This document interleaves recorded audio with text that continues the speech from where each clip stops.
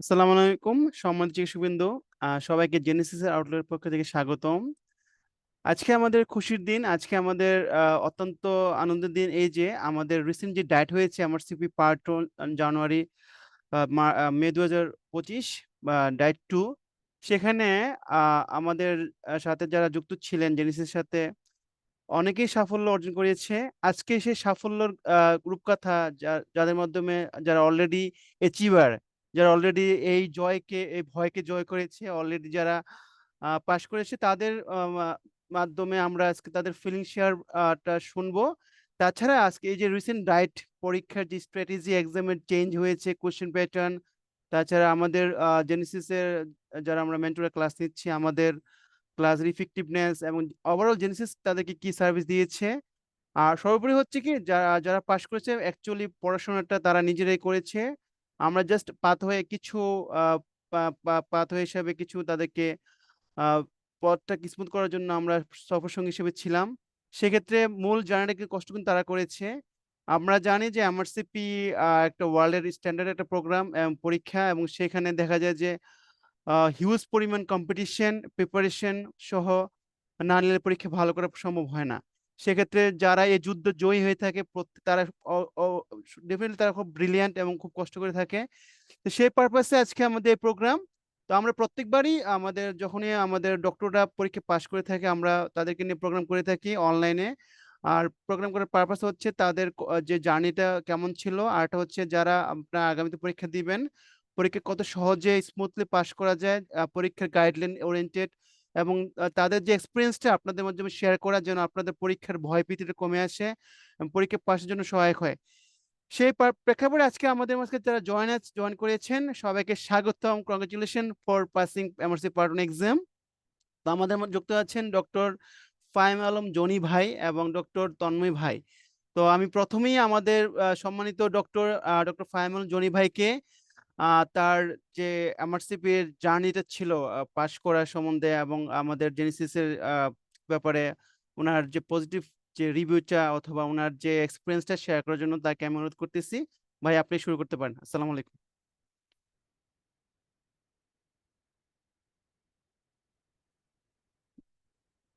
ফাহিম ভাই আছেন? শুনতে পাচ্ছেন আমাকে? আপনার মাইক্রোফোনটা একটু আনমিউট করে নেন ভাই। জি। হ্যাঁ, আমাকে কি শোনা যাচ্ছে? হ্যাঁ জি ভাই, শোনা যাচ্ছে ভাই। জি। আচ্ছা।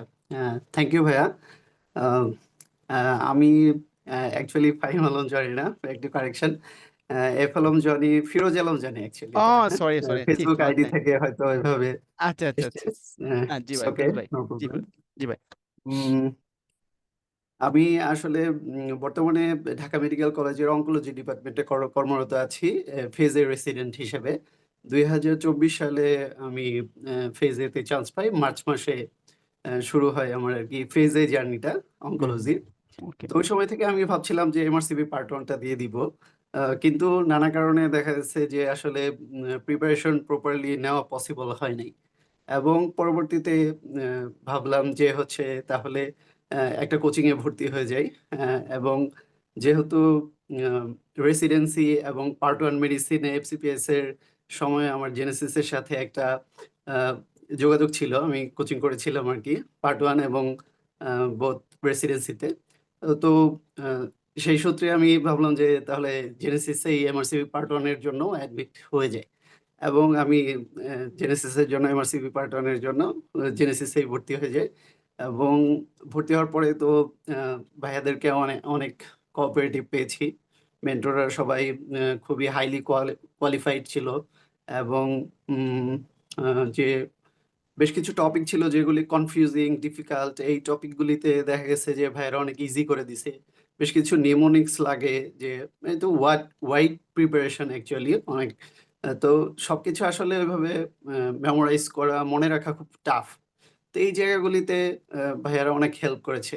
বিশেষ করে বলব যে মামুন ভাই, ফখরুল ভাই, আ এরপরে হচ্ছে উম শাকিল ভাই ছিল, আম তাহেরুল ভাই ছিল। এদের বিহেভিয়ার, ফ্রেন্ডলিনেস, যেকোনো সময় নক দেয়া যেত, যেকোনো টপিকের ব্যাপারে যদি আমরা ইয়ে করতাম। তো আমার কাছে খুবই ভালো লেগেছে এইখান থেকে। আর বিশেষ করে যে এট দ্য এন্ড মোমেন্টের যে প্রিপারেশনটা, ভাইয়ারা সবসময় এটাই বলেছে যে প্রিপারেশনটা দ্রুত শেষ করতে হবে। শেষ করে রিপিটেডলি হচ্ছে এটাকে রিপিটেডলি পড়তে হবে, স্টাডি করতে হবে। এটা হচ্ছে মেন ফোকাস ছিল। কেউ যদি ফার্স্ট টাইম প্রিপারেশন নিচ্ছে, অ্যাট লিস্ট যেন পরীক্ষার ২ মাস ১.৫ মাস আগে যেন প্রিপারেশন শেষ করে ফেলে এবং সে যেন রিভিশনে চলে যেতে পারে। হ্যাঁ? এই জায়গাটা আমার কাছে খুবই ইফেক্টিভ মনে হয়েছে। কারণ জাস্ট আমি একবার শেষ করলাম, শেষ করে পরীক্ষার জন্য বসে গেলাম। এরকম যদি হয় এটাতে কনফিডেন্সও কমে যায়।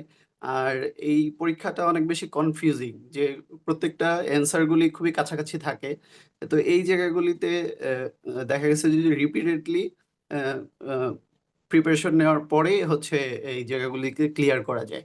তো এই জায়গাগুলিতে আমার খুবই ইফেক্টিভ হয়েছে ভাইয়াদের পরামর্শগুলি। আ এই কারণে আমি অবশ্যই ভাইয়াদের প্রতি খুবই কৃতজ্ঞ এবং জেনেসিস পরিবারকে অসংখ্য ধন্যবাদ জানাই।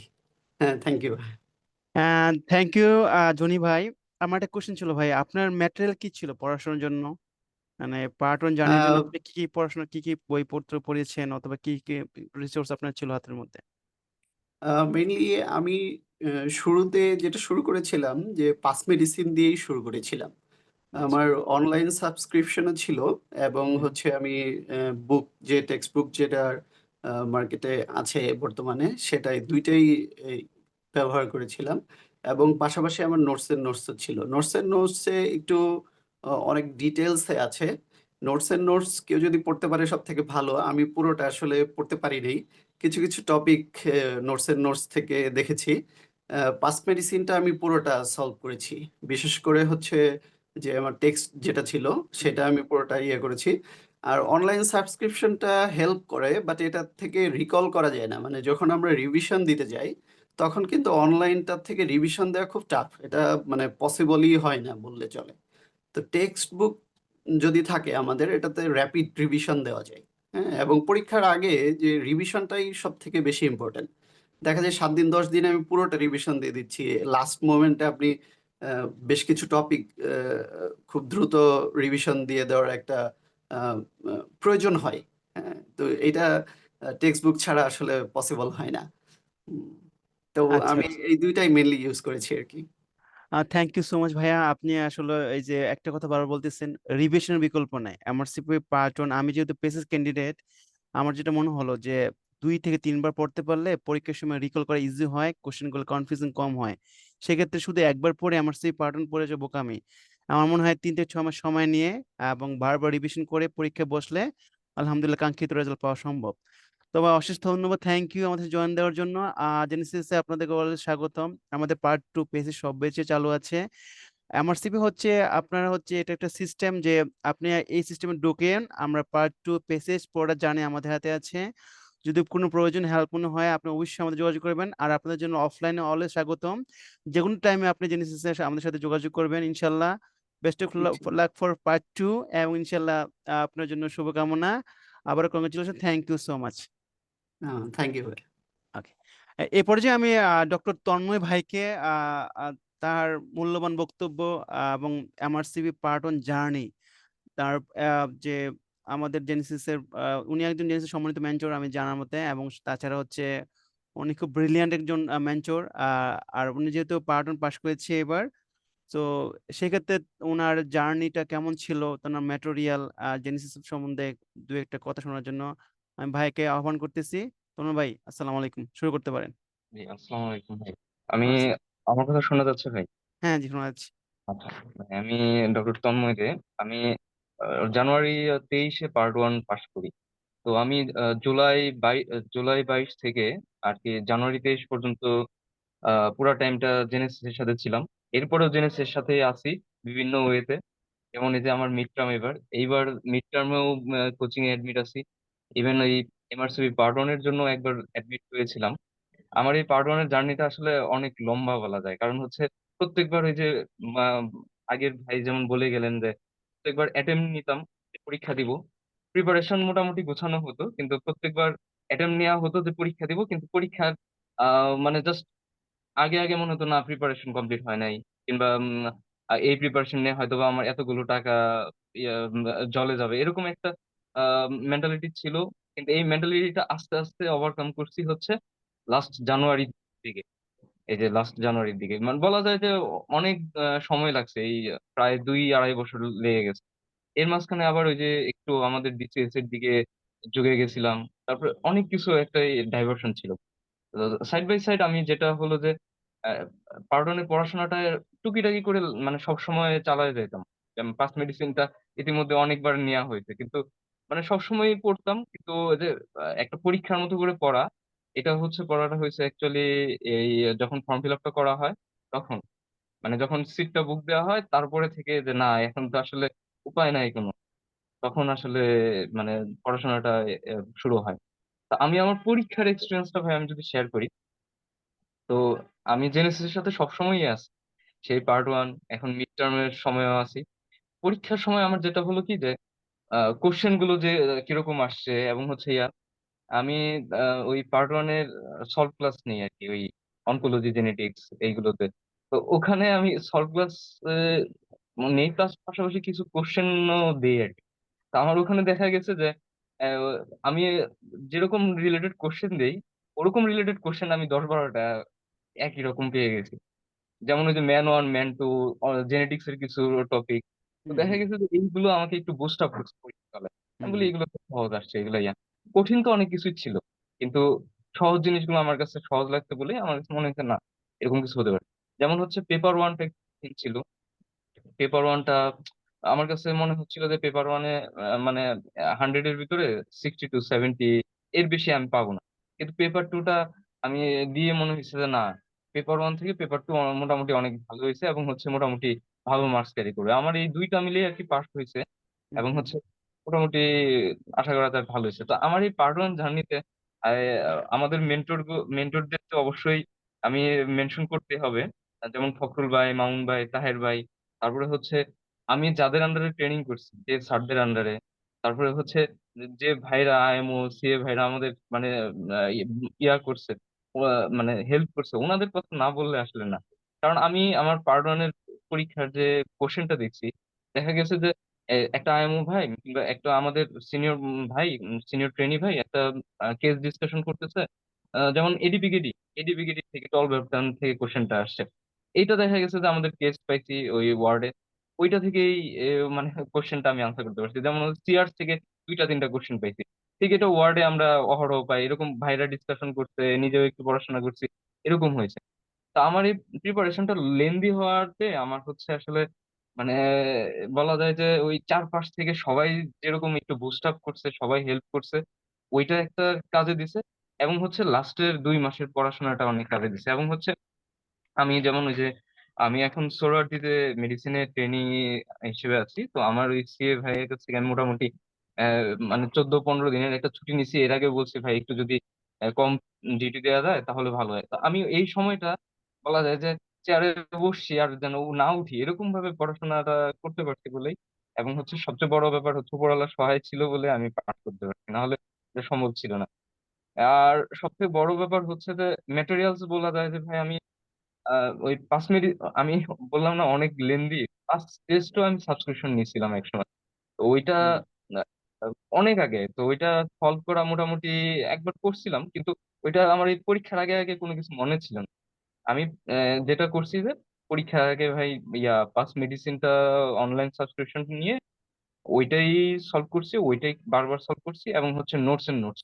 একটা জিনিস মানে অনেকেই জানে না, আমার মতো ভয় পায় আর কি, যে পরীক্ষা দেওয়ার আগে নোটস এর নোটসটা মনে হয় অনেক বড় অনেক কিছু, কিন্তু অ্যাকচুয়ালি নোটস এর নোটস কিছুই না। নোটস এর নোটসটা হচ্ছে আপনারা ভাই তো জানেন না এটা অবশ্যই, কিন্তু নোটস না এর আমার নোটসটা বলেন হুম ইয়া ওই পাস মেডিসিনের যে এক্সপ্লেনেশনটা আছে ওইটাই নোটস এর নোটসে দেয়া। এইটা এইটাই মানে আমাকে মানে আমার বুঝতে, আমাকে ভয়টা কাটতে অনেকদিন সময় লাগতে বলে আমার পার্ট 1টা দেয়া মানে অনেক দেরিতে দেয়া। তো মানে অনেকদিন থেকে দিব দিব করে না দেওয়ার কারণ হচ্ছে এটা যে নোটস এর নোটস শেষ করতে পারবো। পরে দেখা গেল যে নোটস এর নোটস তো ওইটাই, এবং নোটস এর নোটস উল্টালে দেখা যায় যে ওই পাস মেডিসিন জিনিসটাই দেখা একই জিনিস। তো আলটিমেটলি দেখা গেছে যে মানে ওই সবকিছু মিলে আমার প্রিপারেশনটা লেন্দি হওয়ার জন্য, উপরওয়ালা সহায় থাকার জন্য, সবাই হেল্প করার জন্য অ্যাকচুয়ালি আমার নিজের কোনো ক্রেডিট নাই এখানে, ঠিক আছে। কারণ আমি বললাম কি ওই যে আমি পার্ট ওয়ানে যে মানে আমাদের ডক্টরদের সাথে যে একটু কাজ করি, মানে মেন্টর হিসেবে, ওই ওখানে কিছু কোশ্চেন দেয়া, ওখানে সলভ ক্লাস নেওয়া, ওখান থেকে কিছু কোশ্চেন পাওয়া, কিছু ওয়ার্ড ডিসকাশনের কোশ্চেন পাওয়া, বড় ভাইদের স্যারদের ডিসকাশনের কোশ্চেন পাওয়া, এইগুলোতে আমি পাস করছি। নিজের যোগ্যতায় পাস করি নাই, এটা বাস্তবতা। এটার জন্য সবাই দোয়া করবেন পরবর্তীর জন্য, আসলে এটাই। হ্যাঁ, তন্ময় ভাই, থ্যাংক ইউ। আপনার যে জার্নিটা সেম আমার মতো। আমি 2019 সালে আমার সিভিপি প্রিপারেশন নেওয়া শুরু করি, 2023 সালে জানুয়ারিতে পার্ট ওয়ান পাস করি, 2025 সালে মার্চে পার্ট টু পাস করি।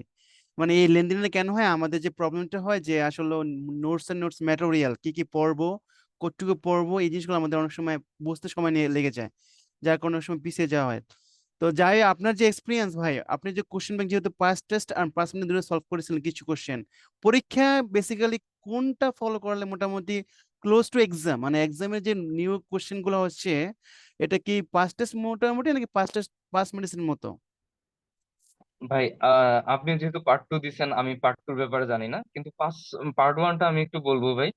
সেটা হচ্ছে যে এখন পর্যন্ত আমি যতটুকু মনে হয়েছে যে কেউ যদি শুধুমাত্র মানে শুধুমাত্র পাস মেডিসিন খুব ভালোভাবে খুব ভালোভাবে সলভ করে, পাস মেডিসিনের যেটা হলো পাস মেডিসিনে এত সুন্দরভাবে সবকিছু আছে, যে ওই ডিসকাশন গ্রুপে যে কত কিছু আছে, মানুষের হ্যাঁ, কত হ্যাঁ, সুখ দুঃখের কথা আছে, এবং কত নিউমোনিক্স আছে, এগুলো এগুলো যে কত সুন্দর, এটা আসলে পাস মেডিসিনটা কেউ যদি সলভ করে সুন্দরভাবে কয়েকবার, আমি মনে করি যাচ্ছে না, আর দ্যাটস কিছু এনাফ। আর লাগবে না। আরেকটা জিনিস হচ্ছে যে ওই নোটসটা আসলে কি, যে আমাদের তো লাস্টে ওই অনলাইনে পড়া যায় হচ্ছে, যেমন ওই যে মেট্রোতে যাচ্ছি, কোথাও যাচ্ছি, তখন ওই নোটগুলো ইয়াগুলো হাই এর টপিক গুলো দেখে, ওই কোন টপিকটা একটু আমার দুর্বলতা ওটা দেখে নিলাম। এটা হচ্ছে পাস মেডিসিনের আরেকটা প্লাস পয়েন্ট। হুম। কিন্তু তাছাড়াও হচ্ছে যে আমার টেবিলে বসে পড়ার জন্য তো, মানে অফলাইন পড়ার জন্য তো বই দরকার। এজন্য নোটস হচ্ছে, আমি একটাই মেসেজ দিব সবাইকে, নোটস হচ্ছে পাস মেডিসিনের অফলাইন ভার্সন। এইটা যদি কেউ কেউ পড়ে, দ্যাটস এনাফ, আমার মতে আর কোনো কিছু লাগে না, এটাই। হ্যাঁ, আমিও ওটা এনকারেজ করি। আমিও পার্ট ওয়ান পার্ট টু দুটোর জন্য নোটস নোটস পড়ে গিয়েছিলাম। সবাই একটা ভয় থাকে কি, যে বইটা বিশাল বড় 6টা ভলিউমের বই, অনেক কন্টেন্ট, যার কারণে অনেকে পড়তে চায় না। বাট আমার যেটা মনে হলো, যে এটা পড়াশোনা করে আপনার কোর কনসেপ্ট, আপনার একটা নলেজ একটা গ্যাদার করতে হবে, যে নলেজটা আপনাকে যে কোনো জায়গায় অ্যাপ্লাই করলে আপনি কাজ লাগাতে পারবেন। পরীক্ষায় কিন্তু আমরা যে কোশ্চেন সলভ গুলো করি, এগুলো কিন্তু কোশ্চেন যে সিমিলার, মানে কোশ্চেন এরকম আসতে পারে, বাট কোশ্চেন কিন্তু ওইটা না, কোশ্চেন হবে টপিকস থেকে। আপনার ওই টপিক সম্বন্ধে যদি একটা খুব ভালো কনসেপশন ক্লিয়ার থাকে, তাহলে দেখা যায় যে কোশ্চেন যেভাবে আসুক না কেন আপনি আনসার করতে পারবেন। যেমন আপনি যে এডিপিকিডি যে আনসার কোশ্চেনটা বললেন, 12 পরীক্ষা আসছে, তো আমার সময় যে কোশ্চেন আসছিল, যে এডিপিকিডি থেকে what are the cardiac complication May arises, cardiac complication কি হতে পারে, মাইট্রাল ব্লাড প্রলাপস থাকতে পারে। এটা কিন্তু খুব ছোট্ট করে লেখা আছে 5 মিনিটের মধ্যে, যে কমপ্লিকেশনের মধ্যে। তা আমরা কিন্তু অনেক কিছু পড়েছি, বাট এই জিনিসটা যদি মাথা না রাখলে কিন্তু হবে না। এটা হচ্ছে আপনার কোর কনসেপ্ট, সবসময় টপিক বেসড। আমি সবসময় বলি, আমি যখন ক্লাস নেই, যে আপনারা সবসময় কনসেপশন ক্লিয়ার রাখতে হবে। কনসেপশন ক্লিয়ার রাখলে আপনাকে পরীক্ষা পাস হয়ে যাবেই। বাট কিছু জায়গায় ঝামেলা হয়, যে কোশ্চেন সলভ করে চলে যাওয়া, একটা থিওরিটিক্যাল নলেজ গ্যাদার না করে শুধু মুখস্থ করে যাওয়া, তাহলে কিন্তু এমআরসিপি এক্সামের মধ্যে কিন্তু সমস্যা হয়ে যায়। তো তন্ময় ভাই, তোকে থ্যাংক ইউ সো মাচ, অনেক জি ভাই, হ্যাঁ, শিওর শিওর। আরেকটা জিনিস হচ্ছে যে পাস মেডিসিনের কোশ্চেন গুলো ভাই অনেক বড়, কিন্তু আমি নিজে গিয়ে পরীক্ষার হলে যেটা দেখলাম যে হ্যাঁ, হ্যাঁ, এটা বলেন জি। পেপার ওয়ান এবং পেপার টু দুইটাই হচ্ছে কোশ্চেন গুলো 2 লাইনের কোশ্চেন, একদম সিম্পল 2 লাইন থেকে 3 লাইন, মানে 4 লাইনের কোশ্চেন খুব কমই পাওয়া গেছে। যেটা সত্যি কথা ভাই, মানে আমার পরীক্ষার হলে, মানে ওখানে তো কম্পিউটারে শব্দ হয়, তো এই যে ক্লিক করলে হুম, কম্পিউটারে শব্দ হচ্ছে। তো দেখা গেছে যে আমি আমার পাশে একজন, আহ, সে সে দেখলাম যে, মানে 1 ঘন্টা, মানে 2 ঘন্টার ভিতরে পেপার ওয়ানও শেষ করে ফেলছে, পেপার টু শেষ করে ফেলছে। এটা আমার ভিতরে একটা ভীতিকর কাজ করছে, যে উনি পরীক্ষা শেষ করে না, মানে এদিক সেদিক কথা বলার চেষ্টা করতেছিল, যেটা পরীক্ষার হলে কথা বলাটা খুবই আমার কাছে রিস্কি লাগছে। এই জন্য আমি, উনি বারবার করার পরও আমি করিনি। কিন্তু আমার কাছে যেটা মনে হয়েছে, ওনার মতো হয়তো বা আমি 2 ঘন্টার ভিতরে শেষ করতে পারি নাই, কিন্তু পেপার ওয়ানটা আমি দেখা গেছে যে 2 ঘন্টা 30 মিনিটে শেষ করতে পারছি।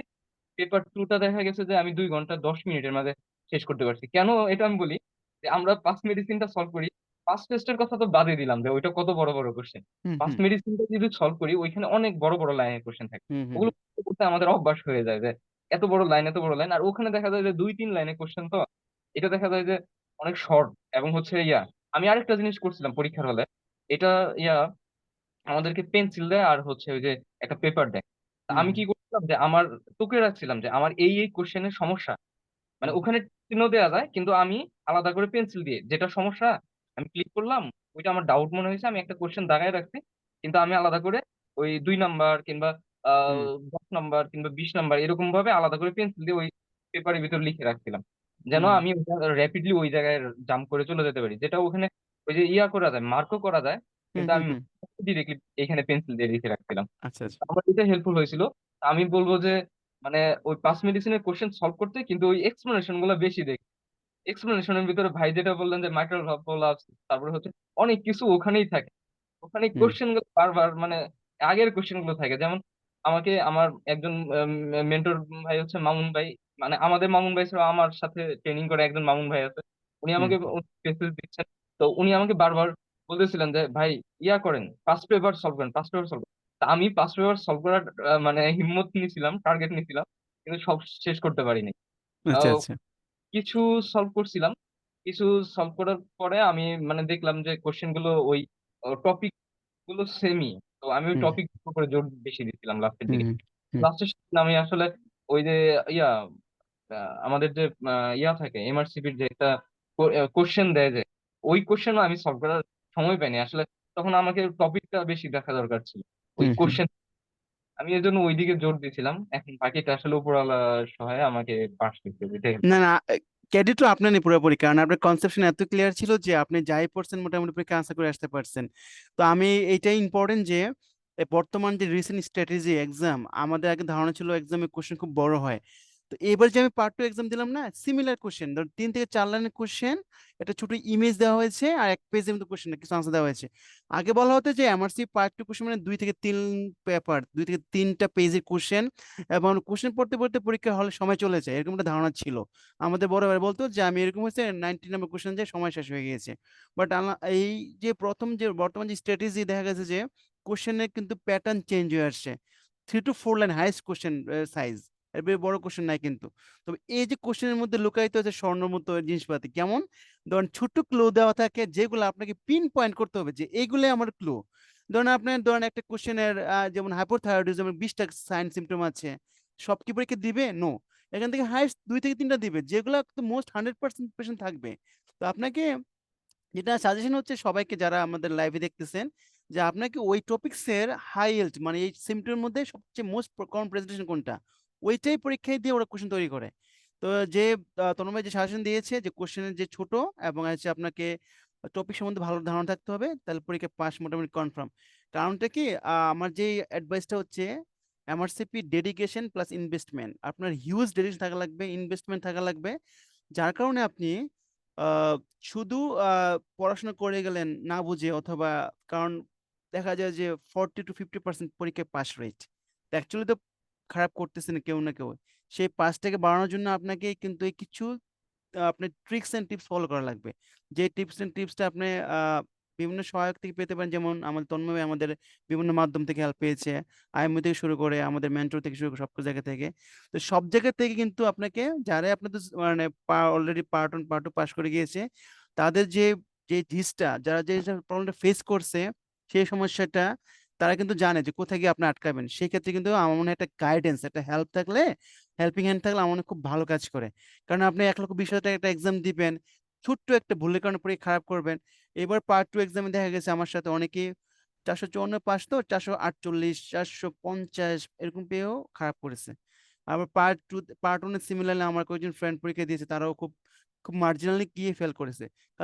তার মানে কি 2 থেকে 3টা কোশ্চেন বেশি হলে সেও তো পাস করে যেত। তো সেক্ষেত্রে আমাদের যে সাজেশনটা হচ্ছে যে আপনাদেরকে খুব পরীক্ষা পাস করার জন্য কিছু ট্রিক্স এন্ড টিপস খুব জরুরি, যেটা আপনার গাইডেন্সের মাধ্যমে পাওয়া সম্ভব। সো এক একা পড়ে আমার সেই পার্ট 1 পাস করা যায়, বাট একটু ডিফিকাল্ট। তো তন্ময় ভাই, আপনি আমাদের জেনেসিস যে সার্ভিস, আপনি তো এখানে অলরেডি ইনভলভ, তাছাড়াও আউটলেয়ারের সার্ভিস কেউ বাড়ানো যায়, সেই ক্ষেত্রে কোনো আপনার কোনো পরামর্শ সাজেশন যদি বলতেন। জি ভাই, থ্যাংক ইউ ভাই। যেটা হলো যে না, আউটলেয়ার সার্ভিস আমি তো বললাম ভাই, আমি জানুয়ারিতে এসে পার্ট 1 পাস করার পরে আমি ইয়েতে এমআরসিবি কোচিং করেছি মানে ইয়েতে, জেনেসিসে কিছুদিন। কিন্তু ওই যে বললাম না, আমার প্রিপারেশনটা মানে আমার নিজের কাছে প্রিপারেশনটা মানে গোছানো মনে হয় নাই তখনো। মানে প্রত্যেকবার প্রিপারেশন মনে হচ্ছিল যে প্রত্যেকবার ডায়েটের আগে না প্রিপারেশন ঠিক হয় নাই, আরো নিতে হবে, ইয়া করতে হবে। মানে সবচেয়ে বড় ব্যাপার কি, আমরা বাঙালিরা সবচেয়ে পিছায় যাই হচ্ছে যে আমরা মানে মধ্যবর্তী ফ্যামিলির মানে মিডল ক্লাস ফ্যামিলির যারা, যে এতগুলো টাকা দিয়ে পরীক্ষা দিব, পরীক্ষাটা কেমন হবে, এই জায়গা থেকে পিছিয়ে যায়। একটু সাহস করে দিয়ে দিলে হয়ে যাবে। আমি মনে করি যাদের পার্ট ওয়ান হয়েছে, যদি জেনেসিস কিংবা মানে যে কারো গাইডেন্সের আন্ডারে একটু থাকে, যে এই যে ভাই যেটা আপনি যেটা বললেন ভাই, যে ক্লু গুলো যে আসলে কি পড়া দরকার, কি কি বারবার পড়া দরকার, এই জিনিসগুলো যদি বারবার বুঝে ফেলা যায়, তাহলে যে যে কোনো ওয়েতে, তাহলে পার্ট ওয়ান দেয়াটা মানে খুবই জোর, মানে তাড়াতাড়ি দিয়ে দেয়াটা বেটার আর কি। যত তাড়াতাড়ি দিবে হয়ে যাবে। এবং মানে আমার কাছে আরেকটা জিনিস, ছোট জিনিস মনে হয়েছে, পরীক্ষাটা দিয়ে মনে হচ্ছে যে আরেকটু আগে দিলে ভালো ছিল, কিন্তু এখন দিছি খারাপ হয়নি, এইটাই। Okay okay, thank you so much Tanmoy ভাই। তো আপনাদেরকে জেনিস আউটলেট স্বাগতম, যে কোনো সময় চলে এসেন, আপনাদের জন্য আমাদের অফলাইনে একটা প্রোগ্রামের ব্যবস্থা করবো ইনশাল্লাহ। আর ইনশাল্লাহ আমাদের পার্ট টু অনেকগুলো ব্যাচ চালু আছে, যদি প্রিপারেশন খুব ভালো থাকে আমাদের পোস্টার ব্যাচ, রেডিওলজি ব্যাচ আছে। আপনাদের জানেন পার্ট টু তে আপনার মোটামুটি অলমোস্ট 35 থেকে 40 কোশ্চেন ইমেজ থেকে আসে। তো ইমেজগুলো সম্বন্ধে ক্লিয়ার কাট ধারণা থাকলে পার্ট টু পাস করা ইজি। আর ইমেজ খারাপ করানোর পার্ট টু খারাপ করার সম্ভাবনা থাকে। তো ইমেজ কিন্তু আপনার হাজার থাউজেন্ড ইমেজ আছে, তার মধ্যে আপনি কি পড়বেন সেই গাইডলাইন কিন্তু একটা থাকা দরকার। আমি আবারও বলতেছি যে এখানে আপনার হিউজ ইনভেস্টমেন্ট যেহেতু করবেন, এখানে কিছু অল্প পরিমাণ টাকা পয়সার জন্য নিজের চেষ্টা করতে গেলে কি হয়, কিছু কোথাও কোথাও একটু ভুল হয়ে যায়। সবাই না, কারো কারো দরকার, যেমন আমার দরকার ছিল, অনেকের দরকার পড়ে। সেক্ষেত্রে এইটা হেল্পিং নেওয়াটা কিন্তু খারাপ কিছু না। তো সেক্ষেত্রে আমি মনে করি যে পার্ট টুর জন্য আর আর একটু বেশি জরুরি পার্ট ওয়ানের চেয়ে। পার্ট টুটা কিন্তু আর একটু ট্রিকি, মানে সেখানে আপনাকে স্পেসিফিক ম্যানেজমেন্ট সম্বন্ধে জানতে হবে। একটা সেকেন্ড, আমি একটা কল আসছি। হ্যালো, আসসালাম।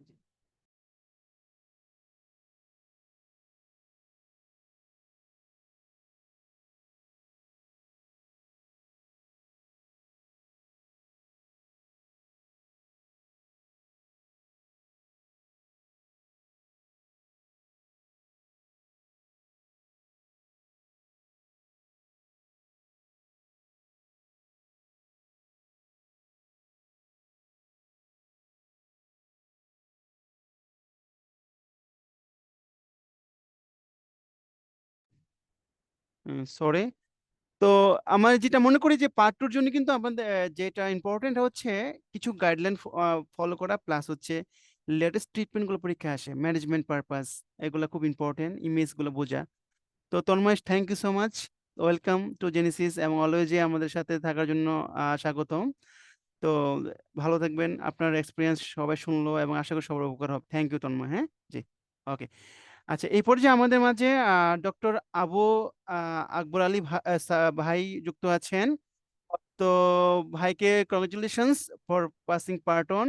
ভাইকে তার মূল্যবান বক্তব্য রিগার্ডিং পরীক্ষার জার্নিটা, মেটেরিয়াল এবং জেনেসিস সম্বন্ধে শর্টকাট একটু বলার জন্য অনুরোধ করতেছি। ভাই, আসসালামু আলাইকুম, শুনতে পাচ্ছেন? ওয়ালাইকুম আসসালাম। জি ভাই।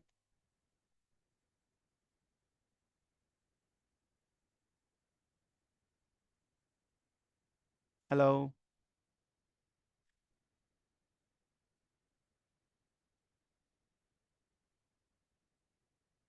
হ্যালো, আসসালামু আলাইকুম।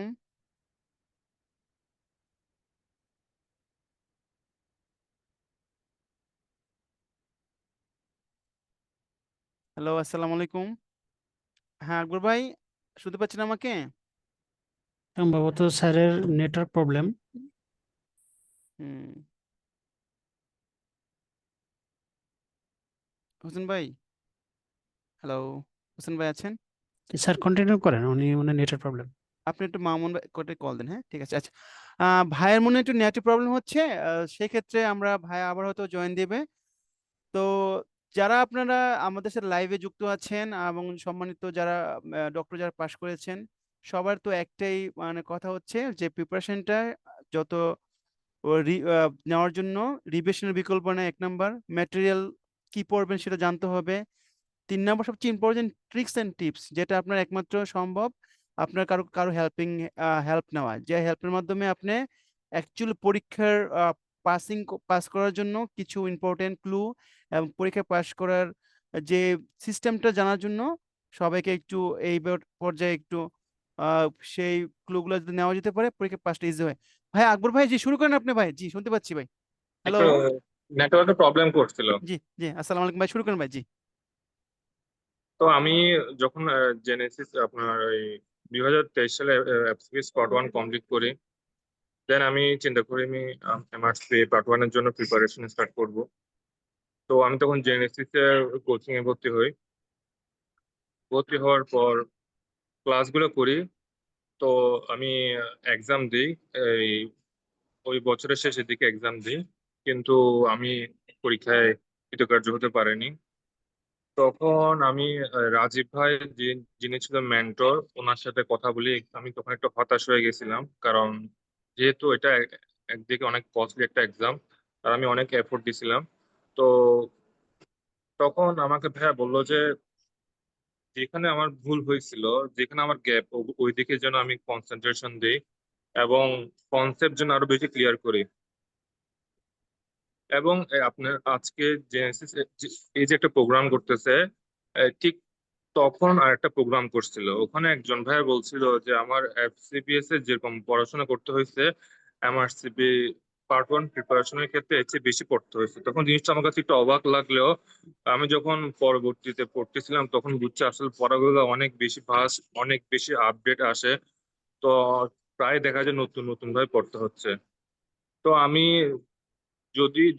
আমি 2023 সালে যখন আমি অকৃতকার্য হই, দেন আমি 2024 সালের দিকে আহ, পড়াটা খুব আবছা ভাবে পড়তেছিলাম, মানে ওইভাবে কনসেন্ট্রেশন দিচ্ছিলাম না, একটু ডিপ্রেস ছিলাম।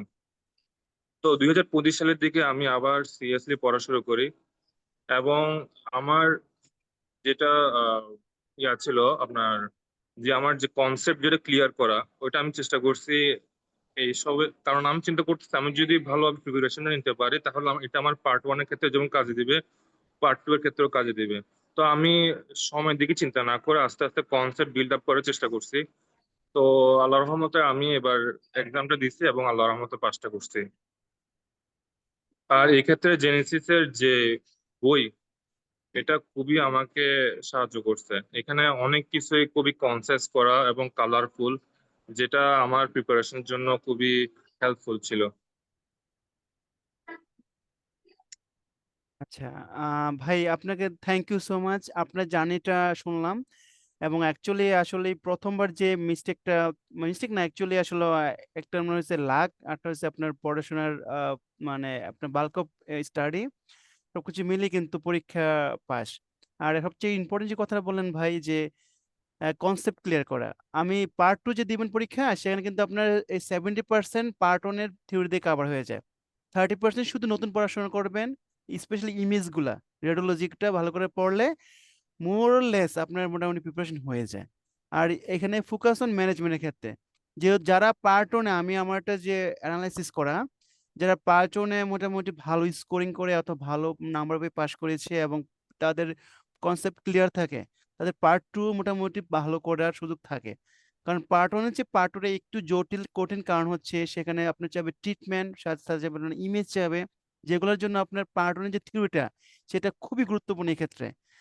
তো আবারও সবচেয়ে ইম্পর্টেন্ট যেটা, আর এই ক্লুগুলা ধরা, যে পরীক্ষায় কোশ্চেনের প্যাটার্ন গুলো ফলো করা, যে অ্যাকচুয়ালি পরীক্ষায় কোশ্চেনের মধ্যে একটা কোশ্চেন তৈরি করতে হলে আমাকে 3 থেকে 4টা এপিডেমিক ডাটা দিতে হয়, সেখানের মধ্যে ইম্পর্টেন্ট সায়েন্স গুলো অ্যাড করা হবে এখানের মধ্যে। সেখানে সবচেয়ে ইম্পর্টেন্ট ইলিস্টিক ফাইন্ডিং গুলো দেওয়া হয়, ইনভেস্টিগেশন অ্যাড করা হয়। তো আপনাকে কিন্তু ওই যেই ডিজিজ পড়েন সেটা ক্ষেত্রে যে 100% কোন সিমটম গুলো পেশেন্ট ডেভেলপ করে, 100% সাইন কোনগুলা, মোস্ট ইম্পর্টেন্ট ইনভেস্টিগেশন কোনটা, most important first line treatment কোনটা, ইমেজ করলে কি পাওয়া যাবে, এটা টপিক্সে এই টপিকগুলো ক্লিয়ার থাকলে যে কোনো পরীক্ষায় পাশ করা পসিবল। তো আগুর ভাই, আপনি আমাদের জেনেসিসের পক্ষ থেকে যে সার্ভিস নিয়েছেন, থ্যাংক ইউ আপনার যে পজিটিভ ফিডব্যাক দেওয়ার জন্য। আর স্পেশালি আপনি আমাদের শীটের কথা মেনশন করেছেন, আমাদের শীট খুবই চমৎকার শীট, আমি শীটের কাজ করেছি এবং শীট দেখেছি। এবং আমি দেখলাম যে আমি যখন পার্ট 2 পড়ি শিটটা একটু উল্টালাম, তাহলে মোটামুটি পার্ট 2 সব থিওরি শিটের মধ্যে আছে। শুধু পার্ট 1 না, কিন্তু আপনি যদি শিটটা পড়েন সাথে ইমেজগুলো পড়েন, আপনার অলমোস্ট পার্ট 2 কভার হয়ে যাবে। তো যে যারা এইবার পার্ট 1 পাস করেছেন, আমি আশা করবো আপনারা নেক্সট ডাইটে পার্ট 2 টার্গেট করেন উইদিন 6 মান্থের মধ্যে। কারণ যে থিওরিটা আপনার মাথায় এই মুহূর্তে আছে সেটা কিন্তু খুব বেশি দিন মাথায় থাকবে না, কারণ আমাদের ব্রেন তো সবকিছু মাথায় রাখতে চায় না। সো ওই নলেজটাকে কাজ লাগিয়ে আপনারা যদি যাদের অক্টোবর ডায়েট প্ল্যান অথবা নেক্সট মার্চে প্ল্যান, আমাদের তো ডায়েট পার্ট 2 জন্য অক্টোবরের 16 তারিখে ডায়েট একটা আছে, আর নেক্সট মার্চের 26 তারিখে ডায়েট হবে। সেক্ষেত্রে যাদের যেই ডায়েটের প্ল্যান আছে, আপনার যে থিওরিটার নলেজটা গ্যাদার করছেন সেটা কিন্তু আপনারা হারানোর মানে সেটাকে ধরে চেষ্টা করেন। যদি একবার সেটা হারিয়ে যায়, সেখান থেকে রিকভারি করা সো টাফ, যেটা আমার ক্ষেত্রে হয়েছে। আমাদের 2022 সালে জানুয়ারিতে পার্ট 1 পাস করি। পার্ট 2 পাস করার প্ল্যান ছিল জানুয়ারি 23-এর জানুয়ারি জুলাই মাসে দেওয়ার প্ল্যান ছিল, বাট সামহাও আমার ফেজে পরীক্ষা পাস করা আদার ঝামেলার কারণে আমি মার্চে পরীক্ষা এক্সাম দেওয়া লাগছে। যার কারণে দেখা যায় যে যত টাইম নেবেন ততই কিন্তু আপনার প্রিপারেশন খারাপ হতে থাকবে। তো সবাইকে থ্যাংক ইউ। আকবর ভাই, থ্যাংক ইউ সো মাচ কষ্ট করে জয়েন দেওয়ার জন্য। আমাদের জেনিসের পার্ট 2 কিন্তু অনেকগুলো ব্যাচ চালু আছে। আপনি আমাদের ওয়েলকাম টু জেনিসিস, যে কোনো সময় অফলাইনে আসেন, আপনি আমাদের সাথে কথা বলেন। যে কোনো প্রিপারেশন, মামুন আছে, এখন তাহের ভাই আছে, আমরা সবাই আছি। যে কোনো ক্ষেত্রে আমরা সর্বোচ্চ সহযোগিতা আপনাদের করবো ইনশাল্লাহ। আমরা যেহেতু আপনার জেনিসিসে একবার জয়েন দিয়েছেন, আমাদের কাজ হচ্ছে আপনাদেরকে পুরো সিস্টেমটাকে শেষ করা। তো thank you so much Jayanta ভাই, ভালো থাকবেন। আমি একটা বিষয় অ্যাড করি ভাইয়া, জি ভাই। সেটা হচ্ছে আমি পাস মেডিসিন 3 বার শেষ করছিলাম, এবং আমি হুম যে জিনিসটা করছিলাম সেটা হচ্ছে পাস মেডিসিনের ক্ষেত্রে যে আমি গাইডলাইন গুলো অ্যাজমা নিউ গাইডলাইন আসছে বা ট্রিটমেন্ট আসছে, হুম হুম যেগুলো আমি ভুলে যাচ্ছি, অ্যাসাইটিস এর যে এক্সুরেটিভ ট্রানজিটিভ ওগুলো, এবং সলভ করার ক্ষেত্রে আমি ওগুলো স্ক্রিনশট নিয়ে রাখছিলাম। হুম হুম হুম পরীক্ষার সময় এটা আমার খুবই ভালো কাজে দিছে। হুম। হ্যাঁ, শেষ আপনার যেই কথাটা শেয়ার করলেন এখন, আমি রিসেন্টলি পার্ট 2 পাস করেছি, তো আমি সেম কাজটা করেছি। আমি জানুয়ারি থেকে মার্চ পর্যন্ত আমি আমার একটা ট্যাবের মধ্যে যত নতুন টপিক ছিল সবগুলো স্ক্রিনশট নিয়ে রেখে দিয়েছি। পরীক্ষার 7 দিন আগে আমি জাস্ট ওই পেজগুলো উল্টাইছি, কারণ ওই সময় আমি এই জিনিসগুলো আমার খুব কাজে দিয়েছে। এই যে নিউমোথেরাপি নতুন গাইডলাইন আসছে, অ্যাজমার গাইডলাইন নতুন আসছে, সিউপুরে কিছু চেঞ্জ আসছে। তো এগুলো কিন্তু পরীক্ষার মনে থাকে না, কারণ আমরা তো জানতাম কনভেনশনাল যে ওইটা ওটা টোটালি চেঞ্জ, অ্যাজমা যে গাইডলাইন টোটালি চেঞ্জ, কিছু কিন্তু আগের মতো নাই। তো সেক্ষেত্রে বেস্ট হচ্ছে যে যাদের নতুন টপিকস গুলোকে আপনি বারবার পড়া এবং ভাইয়ের মতো স্ক্রিনশট নিয়ে এগুলোকে রেখে দেওয়া, পরীক্ষার আগে রিভাইজ করা। তো ভাই thank you so much join দেওয়ার জন্য, ভালো থাকবেন ঠিক এবং আছে, জিনিসে ধন্যবাদ স্বাগত ভাই। আপনাকে। আসসালামু ঠিক আলাইকুম। আছে, আচ্ছা। এ পর্যায়ে আমাদের মাঝে ডক্টর ইব্রাহিম ভাই যুক্ত আছেন। ভাইয়াকে তার ফিলিং শেয়ারিং এর ব্যাপারে, ভাইকে congratulation for passing the MRC part 1 exam, এবং আমি ভাইকে অনুরোধ করব যে এমআরসি পার্ট 1 এর জার্নিটা সম্বন্ধে শেয়ার করার জন্য। আমাদের জেনেসিস এর পক্ষ থেকে জেনেসিসে কিভাবে ওনাকে হেল্প করছে, অথবা ওনার যে যারা সামনে পরীক্ষা দিবে তারা কিভাবে হেল্প করবে। থ্যাংক ইউ ভাই, শুরু করতে পারেন। আচ্ছা, ভাই মনে হয় একটু বিজি আছে বর্তমানে। তো আমি এই পর্যায়ে আপনাদের যে লাস্ট যে কথা, যারা জয়েন দিয়েছেন আমাদের সাথে অথবা যারা লাইভ শুনতেছেন, পার্ট 1 প্রিপারেশনের জন্য সবচেয়ে বেশি যে জিনিস জরুরি, আপনাকে একটা টাইম ফিক্স করে নিতে হবে, টাইম ফ্রেম 1 নম্বর কথা, উইদিন 3 to 6 মান্থ। যদি আপনি মেডিসিন রিলেটেড কোনো ক্যান্ডিডেট হয়ে থাকেন, ইট মে ডিপ্লোমা, এমডি হতে পারে, এফসিবিএস হতে পারে, আপনি যে কোনোর পাশাপাশি আপনাকে 3 to 6 মান্থের জন্য পার্ট 1 এর টাইম ফ্রেম ঠিক করবেন, 1 নম্বর পয়েন্ট। 2 নম্বর পয়েন্ট হচ্ছে ম্যাটেরিয়াল, যে আপনি কোন কোন ম্যাটেরিয়াল ইউজ করবেন পরীক্ষা পাশের জন্য, এবং কোন ম্যাটেরিয়াল থেকে কতটুকু পোর্শন আপনি পড়াশোনা করবেন। যেমন তন্ময় ভাই যেটা এক্সপিরিয়েন্স শেয়ার করলো, নোটসের যে পড়াটা, এটা হচ্ছে পাস মেডিসিন কপি, এবং কিছু হাই টপিকস আছে পাস মেডিসিনে যেগুলো খুবই উপকার পরীক্ষা পাশের জন্য।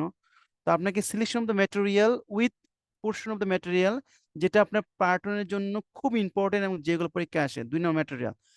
3 নম্বর হচ্ছে পরীক্ষা পাস করার জন্য যেহেতু huge vast syllabus, tricks and tips এবং নিউমোনিক এবং কিছু স্পেসিফিক জায়গার মধ্যে আপনাকে হয়তো মুখস্থ করতেই হবে, যেগুলো নিউমোনিক্সের মধ্যে মুখস্থ করা যায়। স্পেসিফিক টপিকসটা আপনি মনে রাখতে হবে পার্ট 1 পাস করার জন্য। 4 নম্বর হচ্ছে আপনার ইনভেস্টমেন্ট। আপনার যেহেতু এখানে 1,20,000 টাকা একটা এক্সাম, টাকা পয়সা অ্যারেঞ্জ করে আপনাকে যেহেতু পরীক্ষা দিবেন, সেক্ষেত্রে কিন্তু আপনাকে হিউজ পরিমাণে ইফোর্ট দেওয়া লাগবে।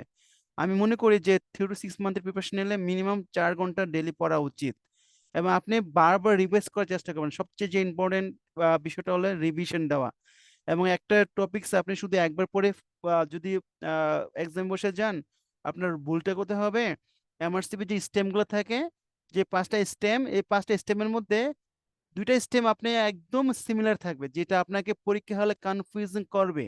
যে কনফিউশন কারণে আপনি দেখা যাবে যে আপনি এই আহ, পরীক্ষার হলে যে আনসার কোনটা হবে সেটা ভুল হওয়ার সম্ভাবনা থাকে। সেক্ষেত্রে বারবার রিভিশন দেওয়ার বিকল্প নাই, কোনটা অ্যাকচুয়ালি আনসার হওয়া উচিত কোনটা উচিত না। সেক্ষেত্রে আমার যে কোশ্চেন সলভ করি, কোশ্চেনের যে এক্সপ্লেনেশন গুলো থাকে সেগুলো ভালো করে অ্যানালাইজ করতে হবে। ফোর্থ যে ইম্পর্টেন্ট, আমরা যে আপনাদের কোশ্চেন যেগুলো আপনারা সলভ করে থাকেন, এগুলো হচ্ছে sample question, not true question. তো স্যাম্পল কোশ্চেন সলভ করবেন, আপনি জানবেন যে আপনাকে ওই টপিকটা সম্বন্ধে একটা ভালো আইডিয়া থাকতে হবে। ঠিক আছে? যেমন প্যানক্রিয়াটাইটিস ট্রিটমেন্ট একবার আসবে, একবার আসবে ফার্স্ট লাইন ইনভেস্টিগেশন, একবার আসবে আপনার কজ, মোস্ট কমন কজ কোনটা প্যানক্রিয়াটাইটিস, একবার আসবে আপনার ফার্স্ট লাইন ম্যানেজমেন্ট কোনটা। তো এই যে 4টা কোশ্চেন কিন্তু আমি অলরেডি আপনাকে বলে দিচ্ছি একটা টপিক্স থেকে। তো সেক্ষেত্রে এই যে প্যানক্রিয়াটাইটিসের যে 4টা টপিক্স, হাই টপিক্স, এগুলো ভালো করে দাগিয়ে পড়তে হবে।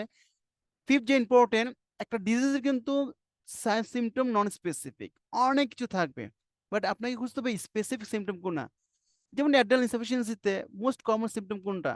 পোস্টাল হাইপারটেনশন, ওয়েট লস, আপনার হচ্ছে pigmentation, this a classical triad বলি আমরা। তো আপনাকে এইগুলো খুঁজতে হবে যেগুলো পরীক্ষা এগুলো আপনার আছে কিনা। তো এগুলো হচ্ছে আপনার জানতে হবে যে এই জিনিসগুলো আপনাকে জেনে আপনাকে পরীক্ষায় জন্য যদি জানেন তাহলে পরীক্ষার প্রিপারেশনটা খুব সহজ নেওয়া সম্ভব। আর সিক্স যে ইম্পর্টেন্ট কথাটা, এটা হচ্ছে যদি মনে হয় যে আপনাদের গাইডলাইন দরকার, অবশ্যই নিবেন, এখানে কার্পণ্য করবেন না। কারণ আপনি এটা এফসিপিএস পরীক্ষা 10 বার দিলে যে ফি লাগে, এমআরসিপি একবার দিলে তার চেয়ে বেশি ফি লাগে। সেক্ষেত্রে 5-10 হাজার টাকা অ্যাড করে একটা গাইডলাইন, যে কোনো গাইডলাইন নিতে পারেন, জেনেসিস আছে আপনার, যেখানে মনে হয় ভালো সেখান থেকে নিয়ে অ্যাটলিস্ট আপনাদের কনসেপশন ক্লিয়ার রাখেন পরীক্ষা রিগার্ডিং এক্সাম। লাস্ট যে কথাটা হচ্ছে, বর্তমানে পরীক্ষা হচ্ছে কম্পিউটার বেসড। আপনার টেকনিক্যাল কিছু ইস্যু থাকে, পার্ট 1 যেহেতু সেন্টার হচ্ছে স্টিল নাও, বাট পার্ট 2 কিন্তু হোম বেসড এক্সাম। আর হোম বেসড এক্সাম মানে আপনাকে কিছু টেকনিক্যাল সাপোর্ট আপনাকে লাগবেই। সেক্ষেত্রে আপনার কম্পিউটার, আপনার ইন্টারনেট স্পিড সবকিছু আপনাকে ভালো করে যাচাই বাছাই করে টেকনিক্যাল ইস্যুগুলো সম্বন্ধে ভালো ধারণা থাকতে হবে।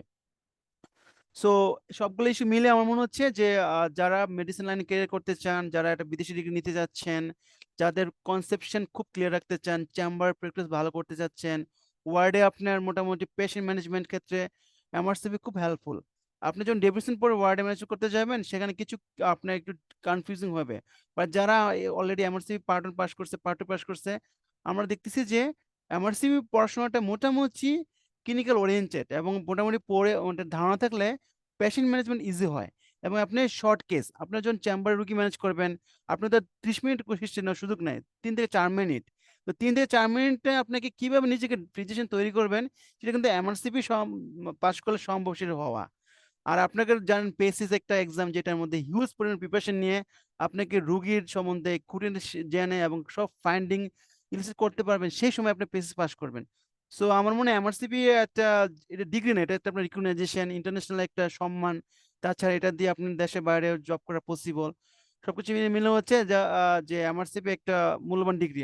আমি সবাইকে থ্যাংক ইউ সো মাচ। এবং যারা আমাদের এবার এমআরসিপি পার্ট 1 পাস করেন সবাইকে আবারও কংগ্রেচুলেশনস।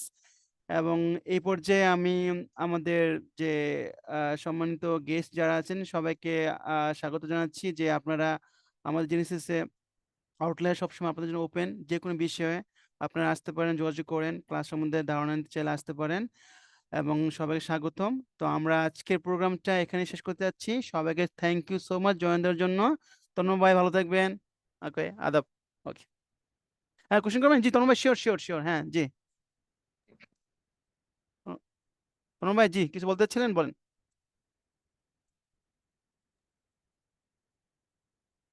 ভাই একটু আনমিউট হয়ে নেন ভাইয়া, তন্ময় ভাই একটু আনমিউট হয়ে নেন।